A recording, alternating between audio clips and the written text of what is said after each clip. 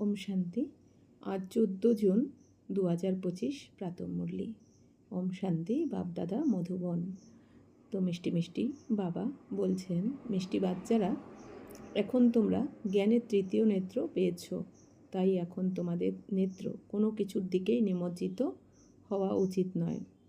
তো বাবা বলছেন, মিষ্টি বাচ্চারা, এতদিন তো তোমাদের স্থূল চোখ ছিল, কিন্তু জ্ঞান চক্ষু ছিল না, থার্ড আই ছিল না। তো জ্ঞানের তৃতীয় নেত্র বাবা এসে তোমাদের প্রদান করেছেন।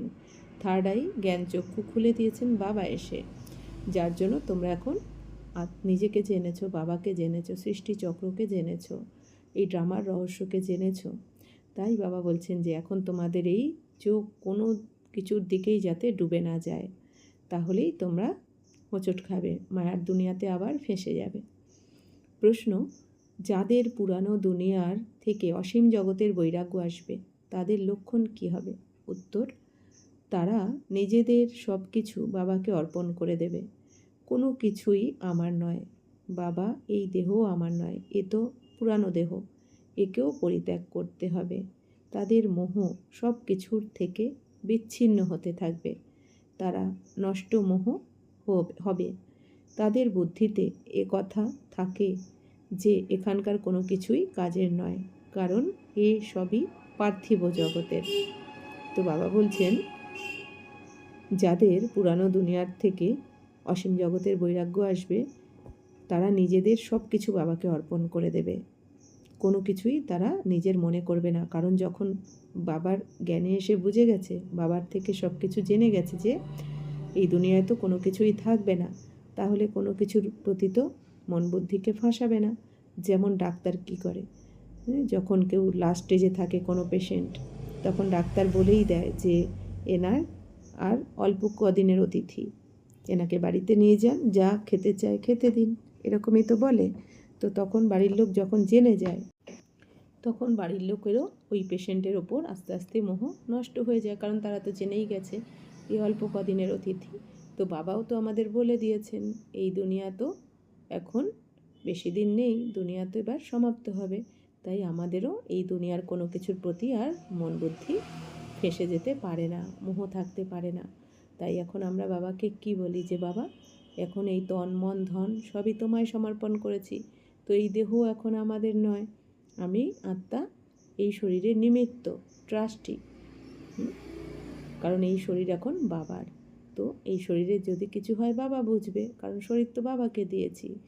এ তো পুরানো দেহ, তো একে তো পরিত্যাগ করতেই হবে, কারণ এই দেহ আমাদের 84তম অন্তিম দেহ। তো এই দেহকে এখন আমরা ছাড়বো এই দুনিয়াতে, আর নতুন শরীর পাবো সত্য যুগে, দেবী দেবতার কোলে গিয়ে জন্মাবো। এই পুরানো দুনিয়াতে তো আর আমরা জন্মাবো না। তাই আমাদের এখন মোহ মুক্ত হয়ে গেছি আমরা। তো বাবা বলছেন কি, আমরা এখন নষ্ট মোহ হয়ে গেছি। কেন? কারণ কোনো কিছুতেই আমাদের আর এখন মোহ মায়া নেই, যেহেতু আমাদের বুদ্ধিতে এখন সব কিছু এসে গেছে যে এই দুনিয়া এখন সমাপ্ত হবে, আর আমরা বাবার কাছে পড়াশোনা করে ভবিষ্যতের জন্য ভাগ্য তৈরি করছি। তাদের বুদ্ধিতে কথা থাকে যে এখানকার কোনো কিছুই কাজের নয়, কারণ এখন বাবা বলছেন কি, তোমরা বাচ্চাদের বুদ্ধিতে এটা বুঝে গেছো যে এখানকার কোনো কিছুই আর কাজে লাগবে না, কারণ সব কিছুই সমাপ্ত হয়ে যাবে। আর এখানকার যা কিছু দেখছো তা তো পার্থিব জগতের। ওম শান্তি। বাবা বাচ্চাদেরকে ব্রহ্মাণ্ড আর সৃষ্টি চক্রের আদি মধ্য অন্তের জ্ঞান শোনাচ্ছেন, যা আর কেউ শোনাতে পারে না। একমাত্র গীতাই আছে যেখানে রাজযোগের বর্ণনা রয়েছে। ভগবান এসে নর থেকে নারায়ণে পরিণত করেন, একমাত্র গীতা ছাড়া এ কথা আর কোনো শাস্ত্রে নেই। তো বাবা বলেছেন যে কথিত আছে, আমি তোমাদের রাজযোগ শিখিয়েছিলাম। তো বাবা বাচ্চাদেরকে কি জ্ঞান দিয়েছেন? ব্রহ্মাণ্ডের জ্ঞান দিয়েছেন, অর্থাৎ আমাদের 3 লোকের জ্ঞান দিয়েছেন, মনুষ্য লোক, সূক্ষ্ম লোক, মূল লোক, আর সৃষ্টিচক্রেরও আদি মধ্য অন্তেরও জ্ঞান শুনিয়েছেন। আদি অর্থাৎ সত্য তেতা, মধ্য মানে দাপর, অন্ত মানে কলিযুগ। সমস্ত জ্ঞান, কোন ধর্ম কোন সময় থাকে, অন্যান্য ধর্ম কবে কে কখন আসে, এখন অন্তিমে কি হচ্ছে, কখন ভগবান আসেন, সমস্ত কিছু আমরা জেনে গেছি। আর এই জ্ঞান বাবা বলছেন কি, ভগবান ছাড়া কিন্তু কেউ শেখাতে পারে না। তো ভক্তিমার্গের গীতাতেও আছে রাজযোগের বর্ণনা, ভক্তিমার্গের গীতাতেও রয়েছে। ভগবান এসে যে নর থেকে নারায়ণ পরিণত করেন এ কথাও আছে, কিন্তু এই দুনিয়াতে তো কেউ বুঝতে পারিনি। তো এখন কে নর থেকে নারায়ণ বানাচ্ছে? ভগবান স্বয়ং সেই সময় নর থেকে নারায়ণ, নারী থেকে লক্ষ্মী বানাচ্ছেন আমাদের। এই রাজযোগের দ্বারাই আমরা নর থেকে নারায়ণ, নারী থেকে লক্ষ্মী এখন হচ্ছি। বাবা এও বলেছেন যে কথিত আছে, আমি তোমাদের রাজযোগ শিখিয়েছিলাম, এও বুঝিয়েছিলাম যে এই জ্ঞান বংশ পরম্পরা ধরে চলে আসে না। বাবা এসে একটি ধর্ম স্থাপন করেন, বাকি আর সব ধর্মের বিনাশ হয়ে যায়। কোনো শাস্ত্রই পরম্পরা ধরে চলে না। তো বাবা বলছেন যে গীতাতে কথাও লেখা রয়েছে, রাজযোগ তো ভগবান শিখিয়েছেন, ভগবান ছাড়া রাজযোগ কোনো কেউ শেখাতে পারে না। তো বাবা বলছেন যে এই জ্ঞান বংশ পরম্পরা ধরে চলে না, কারণ এই যে বাবা এখন আমাদের জ্ঞান শোনাচ্ছেন, এই জ্ঞানের দ্বারা আমাদের গতি সদ্গতি হয়ে যায়। এরপর সত্যযুগে তো এই জ্ঞানের আর দরকার থাকে না, তাই এখন এই জ্ঞান লুপ্ত হয়ে যাবে বিনাশের পর। বাবা বলছেন বাকি সব ধর্মের তখন বিনাশ হয়ে যাবে। তো আর যারা ধর্ম স্থাপন করতে আসে সেই সময় কোনো বিনাশ হয় না, যাতে সব কিছু শেষ হয়ে যায়। ভক্তিমার্গে শাস্ত্র পড়তেই থাকে। এর শাস্ত্র অবশ্যই গীতা, অর্থাৎ ব্রাহ্মণ ধর্মের শাস্ত্র হলো গীতা, কিন্তু সেও রচিত হয় ভক্তিমার্গে। তো বাবা বলছেন যে যারা দাপর থেকে ধর্ম স্থাপন করতে আসবে, তো ওই ধর্ম স্থাপন করার পর তো আর বিনাশ হবে না। ভক্তিমার্গে তো সবাই শাস্ত্র পড়তেই থাকে, কিন্তু এখন বাবা এসে যে ব্রাহ্মণ ধর্মের স্থাপনা করছেন, গীতা জ্ঞান শোনাচ্ছেন আমাদের, গীতা জ্ঞানের দ্বারাই যে গতি সদ্গতি দিচ্ছেন, এরপর গতি সদ্গতি হয়ে গেলে এরপর কিন্তু নতুন দুনিয়াতে আর শাস্ত্র কেউ পড়বে না, কারণ সত্যযুগে তো কোনো শাস্ত্র থাকে না, আর অন্যান্য ধর্মের সময় তো বিনাশ হয়ই না। বাবা বলছেন কি, এখন যখন সত্যযুগ স্থাপন করছেন, তো বাবা বলছেন তো সত্যযুগ স্থাপনার আগে বাবা এসে ব্রাহ্মণ ধর্মের স্থাপনা করলেন, তারপর গীতা জ্ঞান শোনালেন সবাইকে। তো এরপর সত্যযুগের শাস্ত্র আর থাকবে না। কিন্তু বাবা বলছেন অন্যান্য ধর্মের সময় কিন্তু বিনাশ হয় না, কিন্তু এখন যখন সত্যযুগের স্থাপন আছে তখন কিন্তু বিনাশ হয়ে যায়। সেই সময় পুরানো দুনিয়া সমাপ্ত হয় না যে পুনরায় নতুন হবে, তো সেটাই চলতে থাকে। বাবা বলছেন গায়নও রয়েছে এক গীতারই, গীতা জয়ন্তী পালন করা হয়, বেদ জয়ন্তী তো হয় না, ভগবান এক, তাই একজনেরই জন্মদিন পালন করা উচিত। তো বাবা বলছেন গীতা জয়ন্তী পালন করা হয়। তো গীতা জয়ন্তী কখন হয়? যখন ভগবান এসে গীতা জ্ঞান শোনান সঙ্গমে, কিন্তু বেদ জয়ন্তী এইগুলো তো হয় না, অন্যান্য শাস্ত্রের তো জয়ন্তী পালন করা হয় না। তো বাবা বলছেন কি, ভগবান তো একজনই, সর্বোচ্চ সর্বজ্ঞ, তাই একজনেরই জন্মদিন পালন করা উচিত। বাকি হলো সব কিছু রচনা, পরমাত্মা হচ্ছেন রচয়িতা, বাকি সব রচনা, তাদের থেকে কিছু প্রাপ্ত হতে পারে না, কারণ বাবার থেকেই উত্তরাধিকার পাওয়া যায়, ভাইদের থেকে বা অন্যদের থেকে পাওয়া যায় না। বাবা ছাড়া আর কেউ একথা বোঝাতে পারে না। এই মুখ কমল দ্বারা শোনান, অর্থাৎ শিব বাবাই এসে ব্রহ্মা বাবার মুখ কমল দ্বারা আমাদের এই গীতা জ্ঞান শোনাচ্ছেন, সৃষ্টির আদি মধ্য অন্তের জ্ঞান শোনাচ্ছেন। এ হলো ঈশ্বরের লোন নেওয়া মুখ, তাই না, যাকে গোমুখও বলা হয়, বড় মা, তো তাই না। তো এনার মুখ থেকে জ্ঞানের সংস্করণ নির্গত হয়, নাকি জলের। ভক্তিমার্গে আবার গোমুখ থেকে জল দেখিয়ে দিয়েছে। বাচ্চারা এখন তোমরা বোঝো যে ভক্তিমার্গে কি কি করে, কত দূর গোমুখ ইত্যাদিতে যায় জল পান করতে। তো বাবা বলছেন কি, বাবা তো ব্রহ্মা বাবা মুখ দিয়েই জ্ঞান প্রদান করেন, যাকে গোমুখ বলা হয়। গো কথার মানে হচ্ছে আত্মা। বাকি এই ভক্তিমার্গে কি করেছে, গরুকে দেখিয়ে দিয়েছে, আর গরুর মুখ থেকে জল বেরোচ্ছে এরকম দেখিয়ে দিয়েছে। তো বাবা বলছেন গোমুখ মানে, গো মানে আত্মা, তো কোন আত্মা? ব্রহ্মা বাবার আত্মা। তো ব্রহ্মা বাবার শরীরে প্রবেশ করে শিব বাবা ব্রহ্মার মুখ দিয়ে জ্ঞান শোনান। তো বড় মা অর্থাৎ ব্রহ্মা, ব্রহ্মা কথার অর্থ বড় মা। তো বাবা বলছেন ভক্তিমার্গে তো উল্টোপাল্টা অন্য কিছু দেখিয়ে দিয়েছে।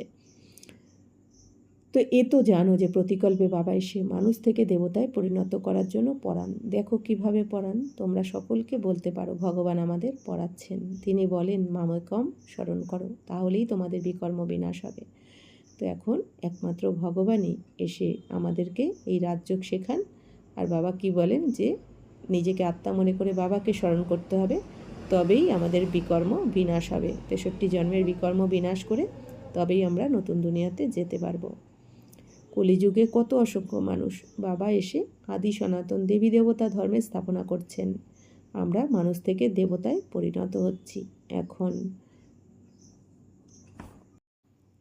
তোমাদের বুদ্ধিতে এই অসীম জগতের কথা রয়েছে। এখন আমাদের এই পুরানো দুনিয়ায় মন বসে না। এ সব কিছুই শেষে আর কাজে আসবে না। আমরা এখান থেকে চলে যেতে চাই। তো বাবা বলছেন কি, এখন তো তোমাদের বুদ্ধিতেই অসীম জগতের কথা, অর্থাৎ 5000 বছরের যে রহস্য, যে ড্রামার জ্ঞান, 84 চক্রের জ্ঞান, সব কিছু বুদ্ধিতে এসে গেছে যে এটা তো একটা নাটক, এটা তো রিয়েল নয়। এখানে তো সমস্ত আত্মারা পার্টধারী, রোল প্লে করছে। তাই এখন আর এই দুনিয়া তো 5000 বছর পর পর যেমন শুরু হয় তেমনি শেষও হয়ে যায়। তো এই জন্য এই দুনিয়াতে এখন আর আমাদের মন বসে না, কারণ আমরা বুঝে গেছি আমাদের আত্মার আসল ঘর তো পরমধাম। এখানে আমরা তো কর্ম করতে এসেছি, পার্ট প্লে করতে এসেছি। আর এই দুনিয়ার এখন আর কোনো কিছুই কাজে আসবে না। তাই মন বুদ্ধি এখানে তো জড়িয়ে রেখে লাভ নেই, মোহমায়া রেখে লাভ নেই। বাবাও বলেন পুরানো দুনিয়ায় মন বসিও না, আমাকে অর্থাৎ বাবাকে আর ঘরকে স্মরণ করো, তবেই বিকর্ম বিনাশ হবে। তো বাবা বলছেন এখন যদি আমরা এই দুনিয়ায় কোনো ব্যক্তি বস্তুর প্রতি মন বসাই, অর্থাৎ মোহমায়া রাখি, তাহলে কিন্তু অন্তিমে বা ভগবানকে, শিব বাবাকে স্মরণে আসবে না। তাহলে অন্তমতিশীয় গতি হবে, অর্থাৎ বাবাকে স্মরণ যদি না আসে অন্তিম সময়, শরীর ছাড়ার সময়, তাহলে কিন্তু সাজা পেতে হবে আর সদ্গতিও হবে না। তাই বাবা বলছেন এখন অন্তিম সময় বাবাকে স্মরণ করো, তবেই বিকর্ম বিনাশ হবে। না হলে অত্যন্ত শাস্তি ভোগ করতে হবে আর পদও কম হয়ে যাবে, পদভ্রষ্ট হয়ে যাবে। আত্মারা জানে যে আমরা 84 জন্ম ভোগ করেছি, এখন বাবাকে স্মরণ করতে হবে। বাবার মতে চললে তবেই কিন্তু এখন জীবন শ্রেষ্ঠ হবে, কারণ বাবাই হলেন সর্বোচ্চ। এটা তো আমরা জেনে গেছি।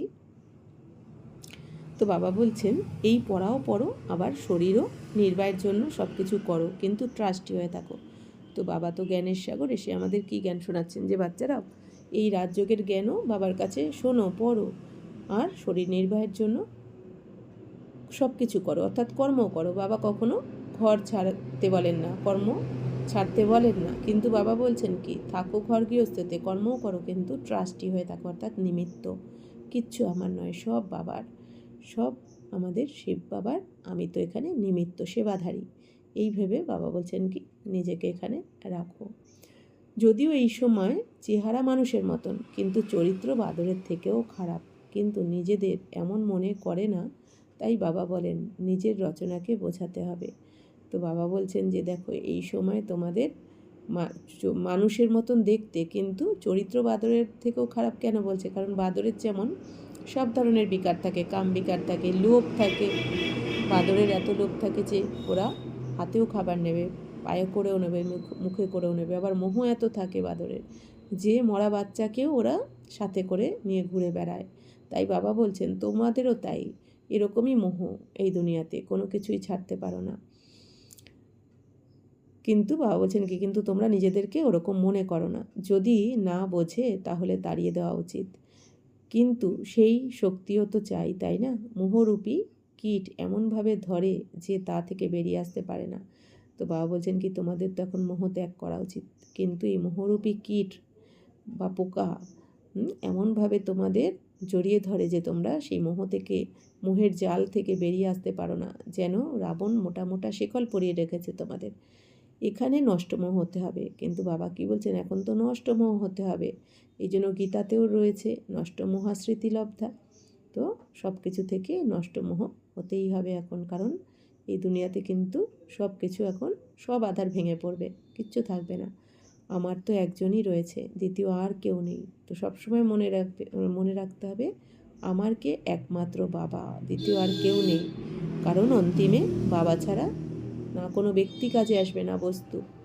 এখন বাবা এসেছেন ফিরিয়ে নিয়ে যেতে, পবিত্র তো হতে হবে, তা না হলে অত্যধিক শাস্তি ভোগ করতে হবে আর পদও কম হয়ে যাবে।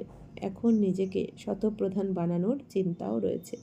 শিবের মন্দিরে গিয়ে তোমরা বোঝাতে পারো ঈশ্বর ভারতকে স্বর্গের মালিক করেছিলেন, এখন পুনরায় তিনি তা করছেন। তিনি শুধু বলেন মামেকম স্মরণ করো। তো বাবা কি বলছেন এখন যে নিজেকে এখন শতপ্রধান বানানোর জন্য চিন্তা করো তোমরা, কারণ শতপ্রধান দুনিয়াতে যেতে চলেছ, সত্যযুগ অর্থাৎ শতপ্রধান দুনিয়া। তাহলে সেখানকার মতন তোমাদের তৈরি হতে হবে, যোগ্য হতে হবে। তো বাবা বলছেন সেই চিন্তাই করো তোমরা। শিবের মন্দিরে গিয়েও বোঝাও যে ঈশ্বর ভারতকে স্বর্গের মালিক করেছিলেন, এখন আবার করছেন। अच्छा, मीठे मीठे सिक्की लदे बच्चों प्रति माता पिता बाप दादा का याद प्यार और गुड मॉर्निंग। रूहानी बाप की रूहानी बच्चों को नमस्ते। हम रूहानी बच्चों को भी रूहानी बाप दादा को पदम गुना नमस्ते नमस्ते नमस्ते। थैंक यू बाबा, शुक्रिया बाबा। ধারণার জন্যে মুখ্য সার, এই পুরানো দুনিয়ার থেকে অসীম জগতের বৈরাগী হয়ে নিজের সব কিছু অর্পণ করে দিতে হবে। কিছুই আমার নয়, এই দেহও আমার নয়, এর থেকে মোহ ছিন্ন করে নষ্ট মোহ হতে হবে। তো বাবা বলছেন এই পুরানো দুনিয়ার থেকে অসীম জগতের বৈরাগী হও, অর্থাৎ এই দেহ আর দেহের দুনিয়া কিচ্ছু আমার নয়। আমি আত্মা আর আমার পরমপিতা পরমাত্মা। আমি মনে করার সাথে সাথে বাবা বলেন কি, আমি মনে করলেই মনে রাখতে হবে আমি আত্মা, আর আমার বাবা ছাড়া কেউ নয়, একমাত্র বাবা। তবেই অন্তিমের সমস্ত দৃশ্যকে ধৈর্য ধরে দেখা যাবে বা শান্ত থাকা যাবে। তো বাবা বলছেন এখন সব কিছু অর্পণ করে দাও বাবাকে, কিছুই আমার নয়, নষ্টমোহ হয়ে যেতে হবে। কখনো এমন কোনো ভুল করবে না যাতে রেজিস্টারে দাগ লেগে যায়। সব দৈবী গুণ ধারণ করতে হবে, অন্তরে ক্রোধের সামান্যতম অংশ যেন না থাকে। তো বাবা বলছেন এখন এমন কোনো ভুল করবে না যাতে রেজিস্টারে কোনো দাগ লাগে, কারণ এখন আমরা 63 জন্মের পাপ কর্মকে মেটাচ্ছি বাবা শ্রীমতে চলে। তো নতুন করে আবার যদি কোনো ভুল করে ফেলি তাহলে আবার রেজিস্টারে দাগ লেগে যাবে। তো তাই বাবা বলছেন কি এখন সমস্ত দৈবী গুণ ধারণ করো, আর ক্রোধের যেন একটু অংশমাত্র যেন না থাকে। তো বাবা বলছেন কি দৈবী গুণ ধারণ করতে হবে, অর্থাৎ মধুরতা, অন্তর্মুখতা, পবিত্রতা, ধৈর্যতা, সহনশীলতা, নির্ভয়তা, এগুলো ধারণ করতে হবে। ক্রোধ যেন না থাকে, কারণ ক্রোধ করলে কি হয়, আমাদের স্ট্রেস হরমোন বেরোয়, যার ফলে আমরা নিজেরই ক্ষতি করে ফেলি আর রেজিস্টারও খারাপ করে ফেলবো, যার ফলে নিজেও দুঃখী হব, অন্যদেরকেও দুঃখী করে ফেলবো। তাই বাবা বলছেন ক্রোধ করা চলবে না। বরদান, বলা, চিন্তা করা আর কর্মে রূপ দেওয়া, এই তিনটিকে সমান বানিয়ে জ্ঞানী তু আত্মা ভব। এখন বানপ্রস্থ অবস্থাতে যাওয়ার সময় নিকটে আসছে, সেই জন্য দুর্বলতার আমার ভাবকে বা ব্যর্থ খেলাকে সমাপ্ত করে বলা, চিন্তা করা আর কর্ম করাকে সমান বানাও, তখন বলা হবে জ্ঞান স্বরূপ। তো বাবা বলছেন এখন তো আমাদের বাণীর ঊর্ধ্বে যেতে হবে, অর্থাৎ নির্বাণ ধাম মানে পরম ধাম, সেই সময় তো এবার কাছে এসে যাচ্ছে। তাই বাবা বলছেন কি তোমাদের এই যে দুর্বলতা কি আমার ভাব, এই আমি আমার ভাবটাই আমাদের দুর্বল করে দেয়। তো বাবা বলছেন এই ব্যর্থ খেলাকে এখন সমাপ্ত করো, করে তোমাদের চিন্তা করা, বলা আর কর্ম করাকে সমান বানাও। এতদিন আমরা কি করেছি, চিন্তা করেছি একরকম, বলেছি অন্যরকম, করেছি আবার অন্যরকম, কিন্তু এখন আমাদের বলা, করা, ভাবা সব কিছু এক হবে, তবেই বলা হবে জ্ঞানস্বরূপ। অর্থাৎ যদি মন সংকল্প করে আমি আত্মা, বা মন যদি সংকল্প করে পরম ধাম, তাহলে আমাদের বুদ্ধিও যেন ওখানেই আমাদের নিয়ে যায়, একরকম হতে হবে, তবেই বাবা বলছেন জ্ঞানস্বরূপ তোমাদের মনে করা হবে। যারা এই রকম জ্ঞানস্বরূপ জ্ঞানিত আত্মারা আছে তাদের প্রত্যেক কর্ম, সংস্কার, গুণ আর কর্তব্য সমর্থ বাবার সমান হবে। তো বাবা বলছেন যারা জ্ঞানস্বরূপ আত্মা হয়, জ্ঞানিত আত্মা হয়, তাদের প্রত্যেকটা কর্ম, সংস্কার আর গুণ আর কর্তব্য বাবার সমান হবে। বাবার যে কর্ম আমাদেরও সেই কর্ম হবে, বাবার যেমন সংস্কার আমাদেরও সেই সংস্কার, বাবার যে গুণ, বাবার যে কর্তব্য আমাদেরও সেই রকমই সমান হবে, তবেই বলা হবে জ্ঞানিত আত্মা। তারা কখনো ব্যর্থের বিচিত্র খেলা খেলবে না, সদা পরমাত্মা মিলনের খেলায় বিজি থাকবে, এক বাবার সাথে মিলন করবে আর অন্যদেরকেও বাবার সমান বানাবে। তো বাবা বলছেন যারা জ্ঞানিত আত্মা হবে তারা বাবার বিপরীতে কখনোই চলবে না, কারণ আমাদের এখন লক্ষ্য কি, প্রথমে বাপ সমান হব, তবে আমরা স্বর্গে যাব লক্ষ্মীনারায়ণ হয়ে। তো বাবা বলছেন তো যারা জ্ঞানিত আত্মা হবে তারা কখনো ব্যর্থ খেলা খেলবে না, অর্থাৎ মন বুদ্ধিতে তাদের ব্যর্থ স্থানই পাবে না কোনো রকম, না ব্যর্থ দেখবে, না বলবে, না ভাববে, না করবে। তারা সবসময় পরমাত্মার মিলনের খেলায় বিজি থাকবে। তবেই আমরা বাপ সমান হতে পারবো, নিজেরাও আর অন্যদেরকেও বানাতে পারবো। স্লোগান: সেবার উৎসাহ ছোট ছোট অসুখগুলিকে মার্চ করে দেয়।